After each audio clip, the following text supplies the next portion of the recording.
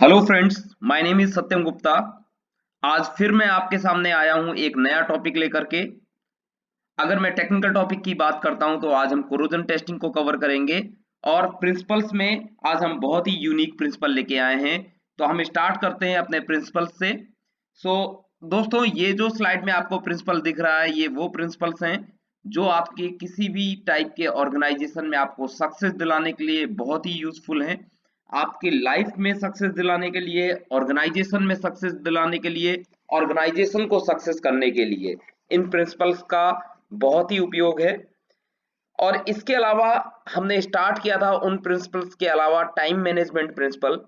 Time management principles में दोस्तों हमने क्रिएट टू डू लिस्ट ये कंप्लीट किया हुआ है।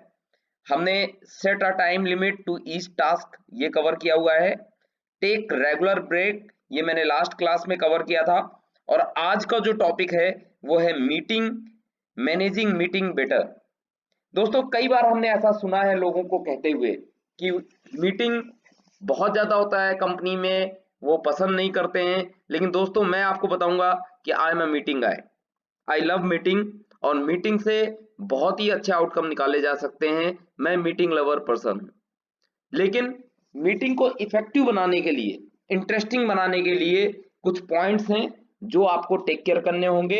और दोस्तों, आप विश्वास मानो कि अगर उन पॉइंट्स को आप टेक केयर करते हो तो मीटिंग से आप जितना बेनिफिट ले सकते हो वो आप बाकी चीजों से नहीं कर सकते हो। मीटिंग एक ऐसा प्लेटफॉर्म है जो आपको एक बेटर कम्युनिकेशन करने के लिए काम करता है, टीम को ओपन अप करता है आपके सामने, और सब लोग पार्टिसिपेट करते हैं एक गोल के लिए।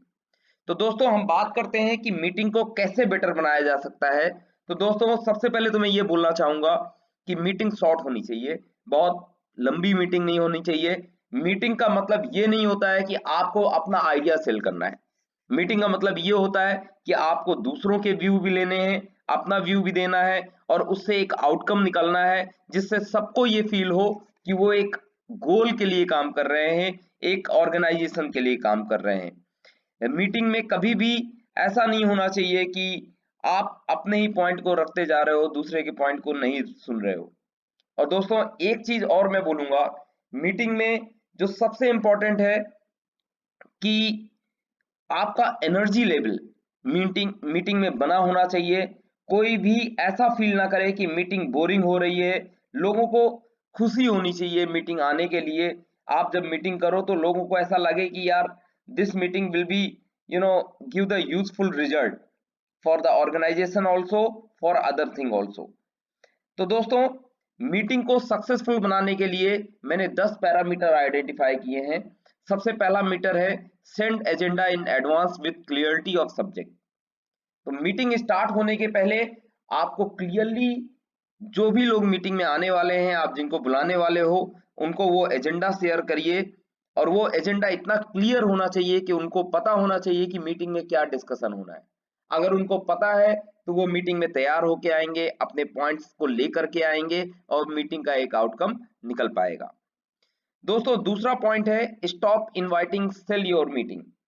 दोस्तों, इसमें जैसा कि मैंने बोला ही था कि आप अपने आइडिया को सेल नहीं कर रहे हैं। आपके मीटिंग में जो लोग भी मीटिंग ज्वाइन कर रहे हैं, आप उनके व्यू को भी सुनने वाले हो, आप उनकी भी प्रॉब्लम सुनने वाले हो, उनको भी कम्युनिकेशन में लेके आने वाले हो। तो लोगों को एनर्जाइज कीजिए कि वो अपने पॉइंट को रख सकें।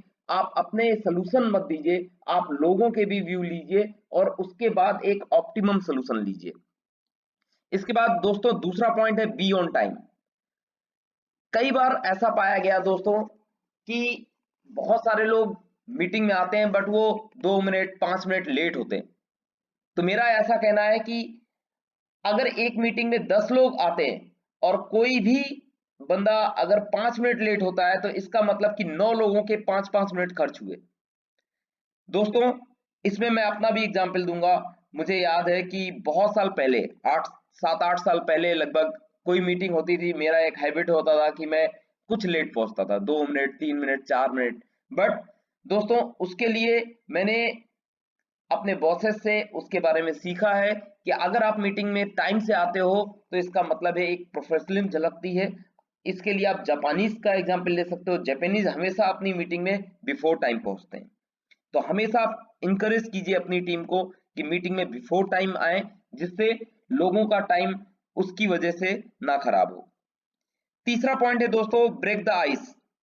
ब्रेक द आइस में दोस्तों आपको आइस ब्रेकर जो होता है, आपको एक पाथ निकालना है। किसी भी प्रॉब्लम के लिए कोई ना कोई पाथ निकालना है। मीटिंग आप हमेशा किसी ना किसी प्रॉब्लम के लिए ही बुलाते हो। अगर कोई प्रॉब्लम होता है, कोई सेलिब्रेशन होता है या कोई इस टाइप का पॉइंट होता है, आप मीटिंग बुलाते हो, बट आपको उस मीटिंग में कोई ना कोई सोल्यूशन का पाथ निकालना है। तो ब्रेक द आइस, आपको आइस ब्रेक करके शिप को क्रॉस कराना है। चौथा दोस्तों पॉइंट है, energise your meeting with games. अगर आपको ऐसा लगता है कि आपकी मीटिंग बहुत डल जा रही है, तो आपको एनर्जाइज करना होगा, लोगों को चैलेंज देना होगा कई सारे पॉइंट्स पे कि वो मेंटली और फिजिकली तौर पे उस मीटिंग पे अपने पॉइंट को अटेंटिव रख पाए। तो आपको कहीं ना कहीं मीटिंग को एनर्जाइज रखना होगा, आपको दूसरों से पॉइंट्स लेते रहने होंगे, उनको चैलेंज करता रहना होगा। ये आपको एक तरीका अपनाना पड़ेगा मीटिंग को बेटर बनाने के लिए। दोस्तों छठवां पॉइंट है, मेक मीटिंग विजुअल। मीटिंग को आप जितना विजुअल कर सकते हैं, विजुअल से मेरा कहना यह है कि आप जितने डाटा पे बात कर सकते हैं, जितनी चीजों को आप विजुअलाइज करवा सकते हैं, वो मीटिंग को और भी बेटर आउटकम की तरफ लेके जाती है। रादर कि आप सिर्फ बात कर रहे हैं, आप डाटा पे बात करें, डाटा दिखाइए, डाटा शो करिए, तो उससे एक आउटकम निकलेगा, मीटिंग इफेक्टिव बन पाएगी। दोस्तों सातवां पॉइंट है, encourage the clash of idea. Meeting का मतलब कभी भी ये नहीं होता कि एग्रीमेंट एक पॉइंट पे आप रख लें। लोगों के वेरियस पॉइंट्स होते हैं, लोगों के डिफरेंट परसेप्शंस होते हैं। आप सभी परसेप्शन को लें, और अगर आर्गुमेंट हो रहा है किसी पॉइंट को, तो उसको नोट डाउन करें, और नोट डाउन करने के बाद लास्ट में कंक्लूजन आप ऐसा लीजिए कि हर एक पॉइंट को कंसीडर किया जाए। जब आप हर एक परसेप्शन को, हर एक पॉइंट को कंसीडर करेंगे, तो एक बेटर रिजल्ट निकल के आएगा। इसके बाद दोस्तों आठवां पॉइंट है, make decision quickly even if they are imperfect. दोस्तों मैं ये नहीं कहना चाहूंगा कि किसी भी मीटिंग में बिल्कुल परफेक्ट डिसीजन आएंगे। डिसीजन इम्परफेक्ट भी आ सकते हैं, बट मीटिंग का कोई ना कोई आउटकम जरूर होना चाहिए, कोई ना कोई एक्शन पॉइंट जरूर बनना चाहिए, कोई ना कोई टारगेट डेट जरूर होनी चाहिए, किसी ना किसी को रिस्पॉन्सिबिलिटी जरूर देनी चाहिए। अगर ये चीजें नहीं होती तो मीटिंग का कोई बेनिफिट नहीं हो पाएगा। हो सकता है डिसीजन इनपरफेक्ट हो, बट डोंट वरी, आप मीटिंग में जो भी आउटकम निकाल रहे हैं, जो भी टाइम बाउंड टाइम पे जो रिस्पॉन्सिबिलिटी आप जिसको दे रहे हैं, उसको आप कंटिन्यू करें। इसके बाद दोस्तों प्रमोट ट्रांसपेरेंसी। मीटिंग का मतलब है कि आप जितना ट्रांसपेरेंट हो पाए।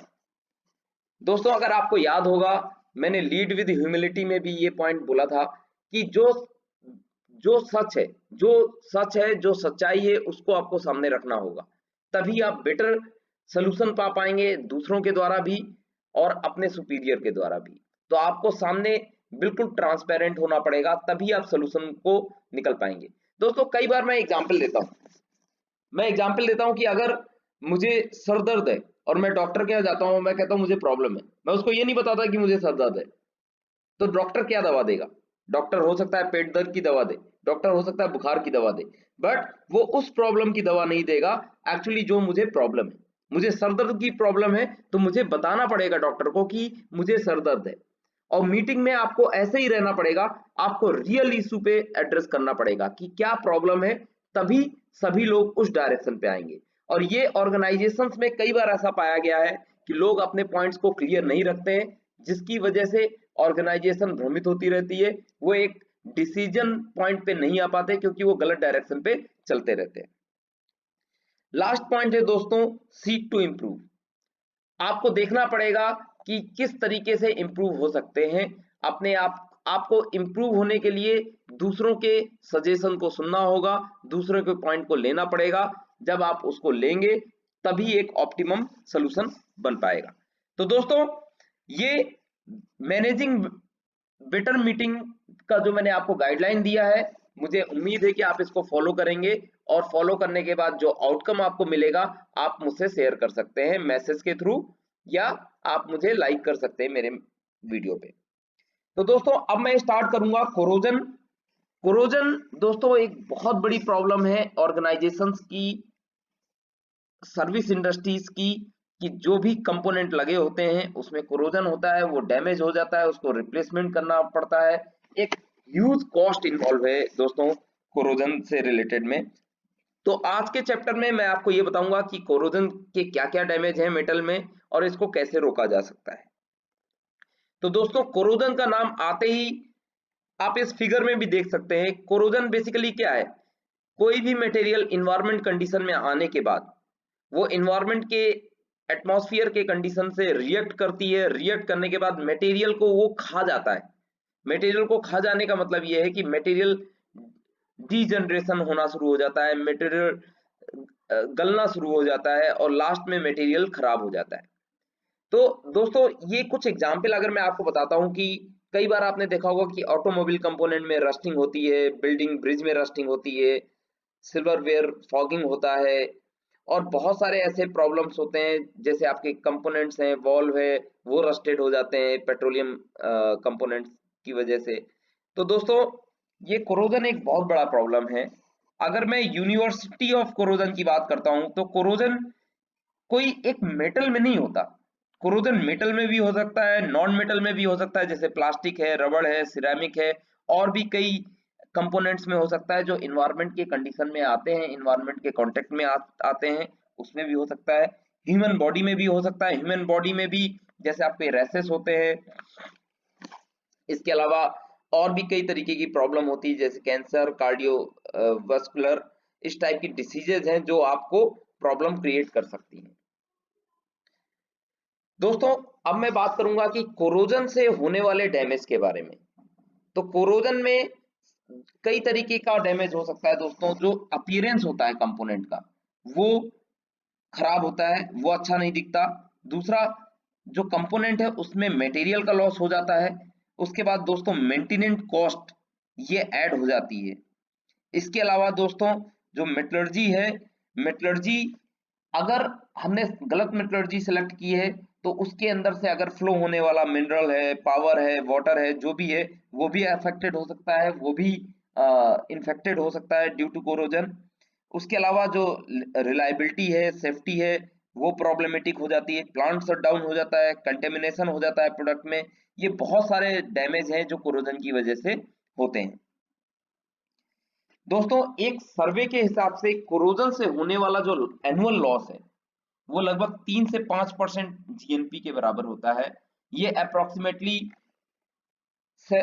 ये अप्रोक्सीमेटली 7 लाख करोड़ के आसपास का है पूरे वर्ल्ड में, ड्यू टू कोरोजन।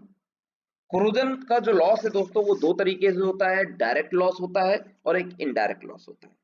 अगर मैं डायरेक्ट लॉसेस की बात करता हूं दोस्तों तो ये मटेरियल की कॉस्ट पे डिपेंड करता है, मेंटेनेंस कॉस्ट पे डिपेंड करता है, ओवर डिजाइन की बात करता है और कॉस्टली मटेरियल के यूज की बात करता है कि अगर मेरा काम सपोज करिए कार्बन स्टील में हो सकता है और उसकी जगह मैं इंकोनल दे रहा हूँ, क्यों? क्योंकि कोरोजन की वजह से मुझे इंकोनल देना पड़ेगा, तो उसका कॉस्ट 10 टाइम्स हायर हो जाएगा।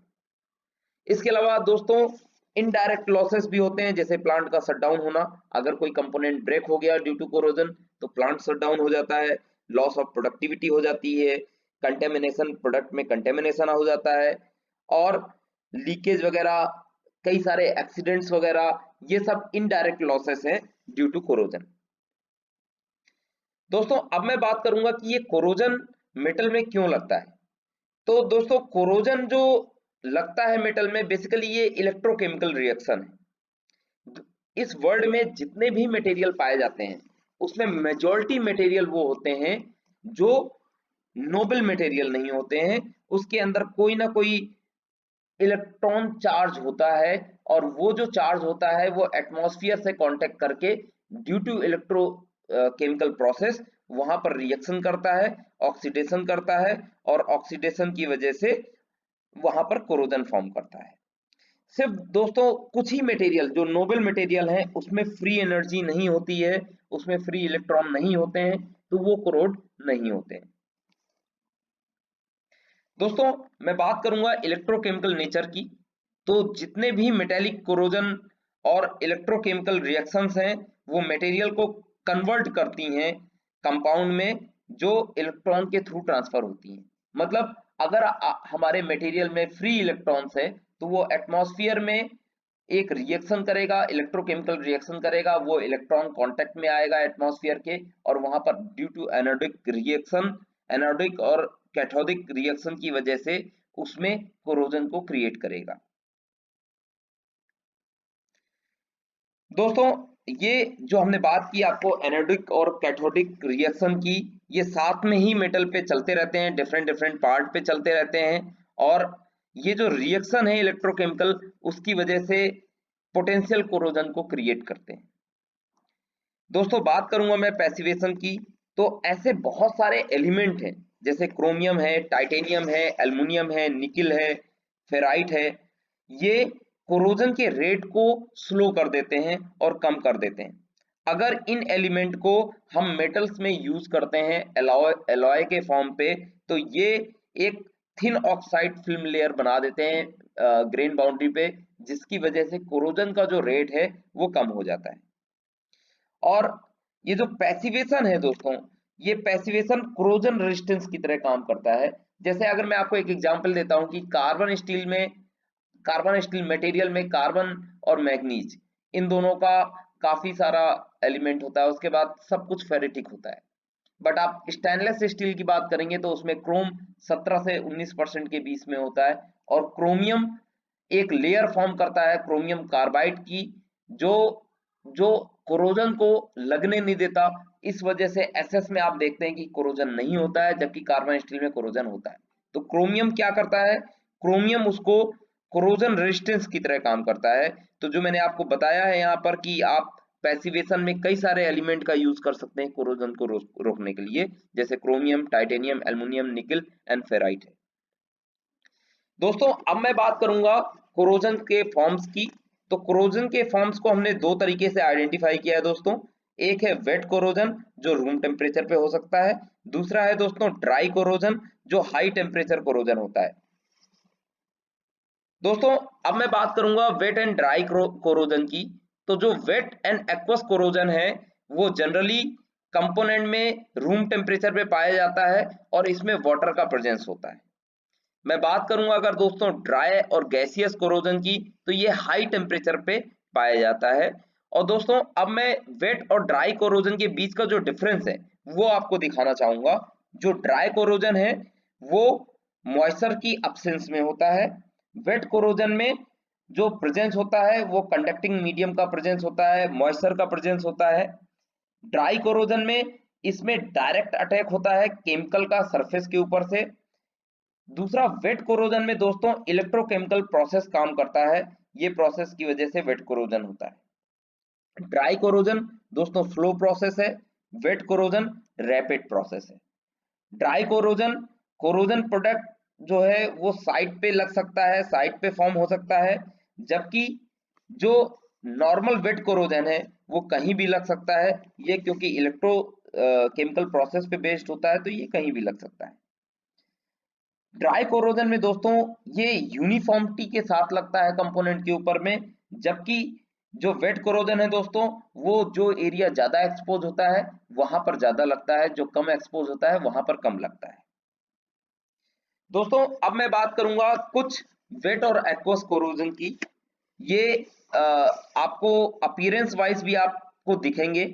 तो कुछ कोरोजन हैं दोस्तों जैसे uniform corrosion, galvanic corrosion, two metal corrosion भी बोलते हैं दोस्तों इसको। इसके बाद crevice corrosion, pitting corrosion, dealloying corrosion, intergranular corrosion, velocity assisted corrosion, environmental assisted corrosion cracking. तो दोस्तों आपको मैं यूनिफॉर्म कोरोजन की बात करूंगा। तो यूनिफॉर्म कोरोजन आप देखिए कि पूरे कंपोनेंट पे, जो पूरा कंपोनेंट इंटायर एरिया आपका एटमॉस्फेयर के एक्सपोज में आ रहा है वहां पर यूनिफॉर्म रेट से ये कोरोजन लगता है। इसमें जो मटेरियल है वो मैक्सिमम मटेरियल का लॉस होता है, और ये लेबोरेटरी में हम टेस्ट भी कर सकते हैं। तो आप इसको देख सकते हो फिगर के थ्रू। दूसरा दोस्तों कोरोजन है जो गैल्वेनिक कोरोजन है। गैल्वेनिक कोरोजन दोस्तों ये बायोमेट्रिक कोरोजन होता है। इसमें दो डिफरेंट कंपोनेंट लगे होते हैं। जैसे आप देख रहे हैं कि एक ब्रास का स्क्रू है, उसके ऊपर माइल्ड स्टील का नट है, तो माइल्ड स्टील का नट कोरोड होगा और जहां पर ये ब्रास के स्क्रू के ऊपर होगा वो एरिया कोरोड हो जाएगा। तो आप इसको देख सकते हैं कि ये बाई मटेरियल होता है बेसिकली। इसके बाद दोस्तों मैं बात करूंगा क्रेवाइज कोरोजन की। क्रेवाइज कोरोजन एक इंटेंसिव लोकलाइज एरिया पे कोरोजन होता है जहां पर गैप होता है। तो आप इसमें देख सकते हैं कि ये यहाँ पर एक बोल्ट लगा है, एक नट लगा है, एक वॉशर लगा है और इसके बीच में क्रेवाइसेस हैं जहां पर आपको कोरोजन दिख रहा है। पिटिंग दोस्तों, पिटिंग एक ऐसा टाइप का कोरोजन है जो एक्सट्रीम लेवल पे होता है। ये होल टाइप के फॉर्म कर देता है, ये मटेरियल को एक्चुअली खा लेता है, मटेरियल को खा लेता है, मटेरियल की थिकनेस को कम कर देता है। ये मोस्ट डिस्ट्रक्टिव फॉर्म होता है। इसको आप डिटेक्ट कर सकते हो। कई बार क्या होता है, इसके ऊपर लेयर होता है तो इसको डिटेक्ट करना भी डिफिकल्ट होता है, बट इसमें मटेरियल का कंप्लीटली लॉस होता है। दोस्तों इसके बाद मैं बात करूंगा डीएलाइंग की। डीएलाइंग जो है, इसमें एलॉय जो है वो एक्सपोज्ड होते हैं और ये मोर एक्टिव होता है। आप इसको देख सकते हैं, ये डेस्निफेक्टेड ब्रास के मटेरियल पे हमने दिखाया हुआ है। आप देख सकते हैं किस टाइप से इसमें कोरोजन लगा हुआ है। इसके बाद दोस्तों मैं बात करूंगा इंटरग्रेनुलर कोरोजन की। इंटरग्रेनुलर कोरोजन जो होता है वो बाउंड्री पे लगता है।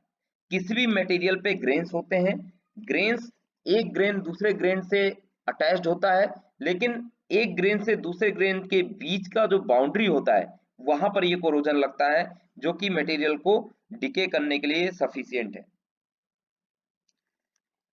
इसके बाद दोस्तों वेलोसिटी असिस्टेड कोरोजन में मैंने आपको 3 कोरोजन दिखाए हैं। जो इरोजन है, ये फास्ट मूविंग कोरोजन होता है, इसमें मटेरियल पूरा खत्म हो जाता है दोस्तों। इरोजन कोरोजन है, इम्पिगमेंट अटैक है और कैविटेशन डैमेज है। आप देख सकते हैं ये ऊपर वाला मैंने आपको इरोजन कोरोजन दिखाया है और दूसरा वाला उसी का फॉर्म है, लेकिन ये इन पिगमेंट अटैक यहां से स्टार्ट हुआ, फिर ये कैविटेशन में गया, फिर इरोजन हुआ। कैविटेशन डैमेज दोस्तों ये स्पेशल टाइप का इरोजन कोरोजन होता है। इसके बाद इन्वायरमेंटल असिस्टेंट क्रैकिंग की अगर हम बात करें तो स्ट्रेस कोरोजन क्रैकिंग होता है, हाइड्रोजन इम्ब्रिटलमेंट होता है, लिक्विड मेटल इम्ब्रिटमेंट होता है, कोरोजन फटीक होता है। इसको भी हम दोस्तों आगे की लेक्चर्स में डिटेल में कवर करेंगे जब हम नेस को कवर करेंगे। अब मैं बात करता हूँ प्रिवेंशन ऑफ कोरोजन की। तो दोस्तों जैसा कि हमें पता है कि कोरोजन की वजह से साल में बहुत बड़ा लॉस होता है, इंडस्ट्री का बहुत बड़ा वेस्ट होता है ये बेसिकली। तो जो भी मटेरियल हमारे यहाँ एग्जिस्ट करता है या जो भी कंपोनेंट लगता है किसी इंडस्ट्री में, उसमें 80% कोरोजन लॉस होता है। और दोस्तों अगर मैं बात करता हूँ कि इसके क्या क्या मेथड हैं कोरोजन को रोकने के लिए, हम किस तरीके से वर्कआउट कर सकते हैं कि कोरोजन ना लगे, उसके लिए सबसे पहला पॉइंट है मटेरियल सिलेक्शन। आपको ऐसा मटेरियल सिलेक्ट करना पड़ेगा कि जिसमें कोरोजन इफेक्ट ना कर पाए। इंप्रूवमेंट इन मटेरियल, मटेरियल पे इंप्रूवमेंट करना होगा आपको। दूसरा डिजाइन ऑफ स्ट्रक्चर, जो स्ट्रक्चर है डिजाइन का उसको इंप्रूव करना पड़ेगा। अल्टरेशन ऑफ इन्वायरमेंट, इन्वायरमेंट का अल्टरेशन आपको करना पड़ेगा, जहां पर जरूरत है वहां पर आपको मटेरियल इन्वायरमेंट के हिसाब से देना पड़ेगा। कैथोडिक एनोडिक प्रोडक्शन, आप प्रोटेक्शन कैथोडिक एनोडिक से कर सकते हैं। दूसरा है लास्ट है कोटिंग, कोटिंग करके भी आप इसको कम कर सकते हैं। तो मटेरियल सिलेक्शन पे कई सारे मेथड है दोस्तों, जैसा कि मैंने आपको दिखाया है कि डिफरेंट डिफरेंट, अगर आपको स्टेनलेस स्टील का यूज करना है मटेरियल, अगर नाइट्रिक एसिड का फ्लो है, नाइट्रिक एसिड अंदर का मीडियम है, तो आपको स्टेनलेस स्टील का मटेरियल लेना चाहिए। अगर कास्टिक है तो आपको निकल और निकल एलॉय का यूज करना चाहिए। अगर आपका हॉट HCl यूज कर रहे हैं आप, तो हॉट HCl मीडियम के लिए मोनल HF हेस्टोलॉय को आपको यूज करना पड़ेगा। सल्फ्यूरिक एसिड है डाइल्यूट, तो आपको लेड का यूज करना पड़ेगा। डिस्टिल वाटर है तो एसएन का यूज करना पड़ेगा। एटमॉस्फेयर है तो एल्युमिनियम का आप यूज कर सकते हैं। हॉट ऑक्सीडाइजर है तो टाइटेनियम का यूज कर सकते हैं। अल्टीमेट रेजिस्टेंस है तो टेंटेनम का यूज कर सकते हैं। दोस्तों इंप्रूवमेंट ऑफ मटेरियल्स, मटेरियल्स के इंप्रूवमेंट्स के लिए आप एल्युमिनियम और ZR का यूज कर सकते हैं। Alloying with metals for making more noble, उसके लिए आप टिन का यूज कर सकते हैं। पैसिवेटिंग के लिए आप क्रोमियम का यूज कर सकते हैं स्टील के साथ मिक्स करके। इनहिबिटिंग के लिए AsSb ब्रास में यूज कर सकते हैं। और स्कैवेंजिंग के लिए आप टाइटेनियम नायोबियम SS में यूज कर सकते हैं। और ये मटेरियल की प्रॉपर्टी को इम्प्रूव करता है। अगर मैं डिजाइन की बात करता हूं दोस्तों, तो डिजाइन में आपको सॉफ्ट, जो हमारे डिजाइन इंजीनियर है उसको शार्प कॉर्नर को अवॉइड करना चाहिए। कंप्लीट ड्रेनिंग वेसल पे होना चाहिए कि जो भी वाटर है उसका रिटेंशन ना रहे, वो कंप्लीट ड्रेन आउट करे। जो भी सडन चेंज है सेक्शंस के, सडन सेक्शन चेंज है उसको अवॉइड करना चाहिए। Avoid contact between dissimilar material, इस पे भी ध्यान देना होगा कि कार्बन स्टील और SS का साथ में ना यूज करें। वेल्ड का यूज करना चाहिए ज्यादातर रिवेट की जगह। इजी रिप्लेसमेंट वर्नेबल पार्ट, जो कंपोनेंट है जिसमें रस्ट लग के खराब हो सकता है, उस कंपोनेंट को ऐसा यूज करना चाहिए कि वो रिप्लेसमेंट किया जा सके, तो पूरा का पूरा प्लांट शट डाउन ना हो। उसके बाद जो भी एक्सेसिव मैकेनिकल स्ट्रेसेस हैं उसको अवॉइड करना चाहिए।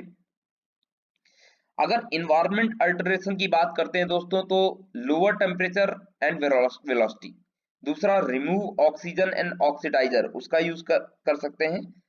Change concentration, add inhibitor, absorption type, organic amine, azoles, hydrogen evolution poisons, AS and SB, scavenger, sodium sulphide, hydrazine, oxidiser, chromate and nitrate ferrite salt का यूज कर सकते हैं। कैथोडिक एंड एनोडिक प्रोटेक्शन के लिए दोस्तों आपको ये ध्यान रखना होगा कि जो स्ट्रक्चर है वो ज्यादा कैथोडिक हो। ज्यादा कैथोडिक होगा तो रिएक्शन कम होगा, और रिएक्शन कम होगा तो आपका कोरोजन से वो प्रोटेक्ट करेगा। उसके बाद आप इम्प्रेस्ड करंट का यूज कर सकते हैं उसमें। इसके बाद आप पैसिवेशन का यूज कर सकते हैं मटेरियल में, जिसकी वजह से आपका सल्फ्यूरिक एसिड प्लांट वगैरह में आपका कोरोजन नहीं लगेगा। कोटिंग्स की अगर दोस्तों मैं बात करता हूं, तो बहुत सारे ऐसे कोटिंग मेथड हैं जिसको आप यूज करके कोरोजन से प्रोटेक्ट कर सकते हैं। जैसे कि मेटेलिक कोटिंग है, inorganic like glass, porcelain and concrete coating है, ऑर्गेनिक पेंट्स हैं, वर्निसेस है। इसके अलावा मेनी अदर मेथड है कोटिंग के, जैसे इलेक्ट्रो डिपोजिशन है, फ्लेम स्प्रेइंग है, क्लैडिंग है, हॉट डिपिंग है, डिफ्यूजन है, वेपर डिस्पोजिशन है, आयन इम्प्लीमेंटेशन है। इसके बाद लेजर ग्लेजिंग है। तो दोस्तों एक ये छोटी सी उम्मीद थी कोरोजन टेस्टिंग को आपको समझाने के लिए।